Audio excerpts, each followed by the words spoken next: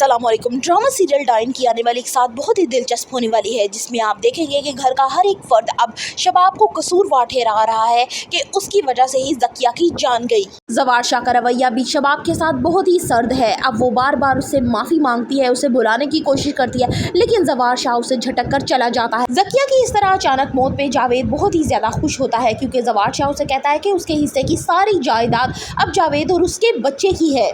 जावेद शुरू दिन से ही यही चाहता था कि ज़किया की सारी जायदाद किसी तरह से वो हथिया ले, लेकिन इस तरह से ज़किया के मर जाने के बाद होगी ये उसको यकीन नहीं था। निहाल अपने इंतकाम में आगे बढ़ती जा रही है और आखिरकार उसने अपने एक दुश्मन को अंजाम तक पहुंचा ही दिया। ज़वार शाह और शबाब में दरार तो पड़ चुकी है, लेकिन इन दोनों के रिश्ते में इतनी दूरियां आ जाएगी ये उसकी माँ को भी यकीन नहीं था। शबाब की माँ उसे समझाते हुए कहती है कि किसी तरह से भी ज़वार शाह के साथ अपने रिश्ते को मजबूत बनाने की कोशिश करो। मुझे इस लड़की पे बहुत ही ज्यादा शक है, ये हर वक्त ज़वार शाह के आगे मंडलाती रहती है। तुम इसे घर से निकाल क्यों नहीं देती? और कुछ इसका हुलिया देखा है? कहीं से तुम्हें लगता है कि ये घर की कोई मुलाजिमा है या बच्चे संभालने वाली कोई लगती है? बाप कहती है कि ये लड़की शुरू दिन से ही मेरी आंख में खटकती है और मैंने इसे बड़ी दफ़ा निकालने की कोशिश की है, लेकिन हर दफ़ा ज़वार शाह इसके आगे ढाल बन के खड़ा हो जाता है।